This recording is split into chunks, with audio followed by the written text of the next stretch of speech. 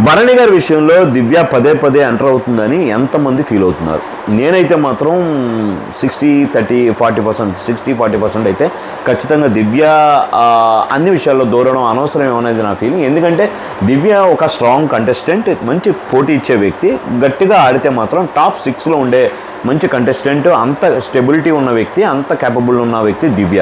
So ఈ భరణి గారి విషయం వచ్చేసరికి ఏదైతే అన్నయ్య అనే రిలేషన్ కానీ ఆ బాండింగ్ అనేది చాలా హెల్దీ బాండింగ్, చూడడానికి కూడా చాలా చక్కగా అనిపించే బాండింగే. కాకపోతే దానికంటూ కొన్ని పరిధులు ఉంటాయి. అంటే గేమ్ దగ్గరకు వచ్చేసరికి, అలాగే డిఫెండ్ చేసుకునే విషయాల్లో ఏదైతే ఉంటుందో, అంటే భరణి గారు డిఫెండ్ చేసుకునే విషయాల్లో అవ్వచ్చు, ఇలాంటి విషయాల్లో భరణి గారు వరకు వదిలేస్తే బెటర్ కొద్ది విషయాల వరకు.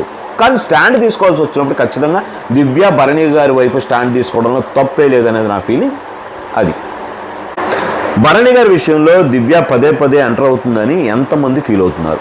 నేనైతే మాత్రం 60-30-40% 60-40% అయితే ఖచ్చితంగా దివ్య అన్ని విషయాల్లో దూరడం అనవసరం అనేది నా ఫీలింగ్. ఎందుకంటే దివ్య ఒక స్ట్రాంగ్ కంటెస్టెంట్, మంచి పోటీ ఇచ్చే వ్యక్తి, గట్టిగా ఆడితే మాత్రం టాప్ 6లో ఉండే మంచి కంటెస్టెంట్, అంత స్టెబిలిటీ ఉన్న వ్యక్తి, అంత క్యాపబుల్ ఉన్న వ్యక్తి దివ్య.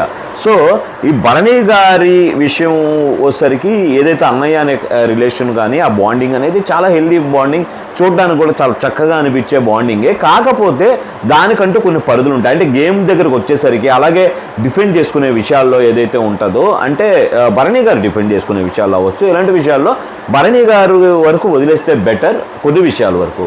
కానీ స్టాండ్ తీసుకోవాల్సి వచ్చినప్పుడు ఖచ్చితంగా దివ్య భరణి గారి వైపు స్టాండ్ తీసుకోవడంలో తప్పే లేదనేది నా ఫీలింగ్. అది